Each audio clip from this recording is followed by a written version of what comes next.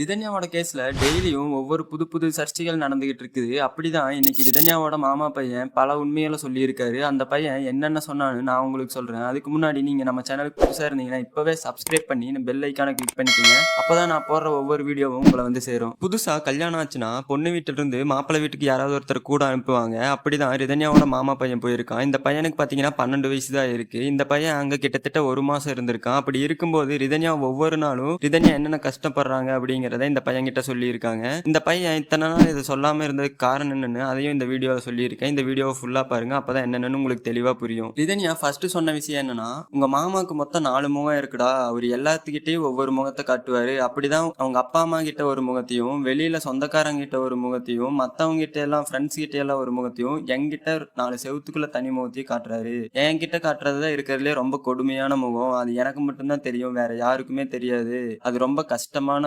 Situation எனக்கு அப்படின்னு புலம்பி இருக்காங்க. இந்த மாதிரி சொன்ன ரிதன்யா அவங்களுக்கு நடந்த செக்ஸுவல் டார்ச்சர் எல்லாம் இந்த 12 வயசு பையன் கிட்ட சொல்ல முடியாது இல்லையா? அதனால இவங்க மேலோட்டமா என்ன சொல்லியிருக்காங்கன்னா, உங்க மாமா என்ன அங்கங்க கடிச்சு வச்சிருக்காரு, என்னால வலி தாங்கவே முடியல அப்படின்னு டெய்லியும் சொல்லிட்டு இருந்திருக்காங்க. இந்த விஷயம் ரிதன்யாவோட உடற்கூறாய்வுல கூட கன்ஃபார்ம் ஆயிருக்குது. அவங்க உடம்புல அங்கங்க காயம் இருந்திருக்குங்கிறது. அப்புறம் பாத்தீங்கன்னா ரிதன்யாவுக்கு பிசினஸ் பண்றதுல எல்லாம் இன்ட்ரெஸ்ட் இருந்திருக்குது. அப்படிதான் இவங்க கல்யாணத்துக்கு முன்னாடி ஆர்ட் கிளாஸ், அப்புறம் கிளாத் டிசைன் பண்ற கிளாஸ்க்குலாம் போய் அதெல்லாம் பிசினஸ் ஸ்டார்ட் பண்ணியிருக்காங்க. அப்படி இவங்க பிசினஸ் ஸ்டார்ட் பண்ணி நிறைய பிசினஸ் கான்டாக்ட்ஸ் எல்லாம் வாங்கி வச்சிருந்திருக்காங்க. இதையெல்லாம் கல்யாணத்துக்கு அப்புறம் கவின்ட்ட சொன்னா கவினும் ஹெல்ப் பண்ணுவாருன்னு சொல்லி கவின்ட்டு ஒரு நாள் சொல்லியிருக்காங்க. அப்படி சொன்ன உடனே கவின் என்ன ரியாக்ட் பண்ணியிருக்காரு, நான் உடனே இவங்க போனை வாங்கி வச்சிருந்த கான்டாக்ட்ஸ் மொத்தத்தையும் டெலீட் பண்றாரு. இந்த மாதிரி எல்லாம் கவின் பண்ணதுக்கு அப்புறம் ரிதன்யாவுக்கு ரொம்பவுமே கஷ்டமாயிருது. ஏன்னா கவினும் எந்த பிசினஸும் பண்ண மாட்டேங்கிறாரு, நம்ம ஏதாவது பண்ணலான்னு பார்த்தாலும் விட மாட்டேங்கிறாரு. இவர் கூட எப்படி நம்ம வாழ்க்கை ஃபுல்லா வாழ்றதுன்னு அப்பவே கஷ்டப்பட்டு இந்த பையன்கிட்ட வந்து புலம்பி இருக்காங்க. அப்புறம் இன்னொரு விஷயம் என்னன்னா, ஒரு நாள் கவினை வந்து கவர்மெண்ட் எக்ஸாம் எழுதுறதுக்காக கூட்டிட்டு போலான்னு கூட்டிட்டு போயிருக்காங்க. ஆனா கவினுக்கு அதுல சுத்தமா எழுதுறதுக்கே இன்ட்ரெஸ்ட் இல்ல. ரிதன்யா வந்து வலுக்கட்டாயமா இழுத்துட்டு போய் உட்கார வச்சு எழுத வச்சிருக்காங்க. அப்படி எழுதுறப்பவே ரிதன்யாவுக்கு புரிஞ்சிருச்சு இவர் எதுவுமே எழுதல, இவர் வந்து ஃபெயில் ஆயிருவாருன்னு.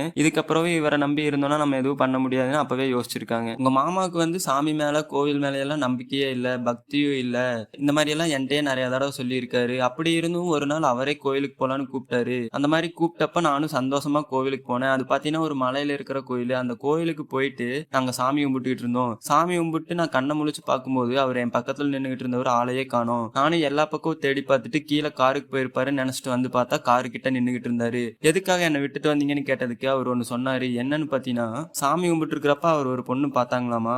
அந்த பார்த்த பொண்ணு அழகா இருந்ததுனால நம்மளையும் ஒரு பொண்ணு பாக்குதே அப்படின்னு சொல்லிட்டு அந்த பொண்ணை ஃபாலோ பண்ணிட்டு வந்தேன். பாத்தியா என்னோட அழகுக்கு அறிவுக்கும் எத்தனை பொண்ணுங்க வராங்கன்னு அப்படின்னு ரிதன்யாட்ட சொல்லி கேவலமா சிரிச்சிருக்காரு. இது ரிதன்யாவை ரொம்பவுமே கஷ்டப்படுத்தி இருக்கு. இந்த மாதிரி சொன்ன உடனே ரிதன்யா கேட்டிருக்காங்க, இந்த மாதிரி ஒரு பையனை நான் ஃபாலோ பண்ணிட்டு உங்களை தனியா விட்டுட்டு வந்திருந்தா உங்களுக்கு எப்படி இருந்திருக்கும், நீங்க என்ன பண்ணிருப்பீங்கன்னு கேட்டதுக்கு ரிதன்யாவை அப்பவே அங்கேயே பயங்கரமா கத்திருக்காரு. நான் என்ன வேணாலும் பண்ணுவேன், நீ எதுவும் பண்ணக்கூடாது அப்படின்னு சொல்லி கத்திருக்காரு. இது ரிதன்யாவை ரொம்பவுமே கஷ்டப்படுத்தி இருக்கு.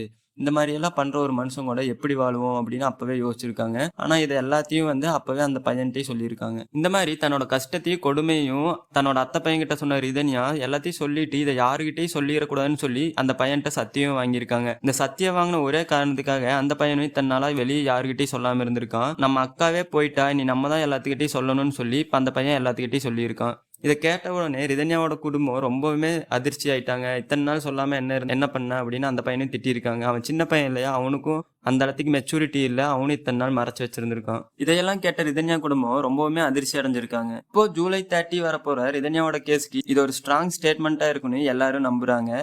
இதே மாதிரியான instant crime news and crime updates தெரிஞ்சுக்க நம்ம சேனல் இப்பவே சப்ஸ்கிரைப் பண்ணி பெல் ஐக்கான கிளிக் பண்ணி வச்சுங்க. அப்பதான் உடனுக்குடனே வீடியோஸ் உங்களை வந்து சேரும். இந்த கேஸ் பத்தின உங்களோட கருத்தை கீழே கமெண்ட்ல சொல்லுங்க.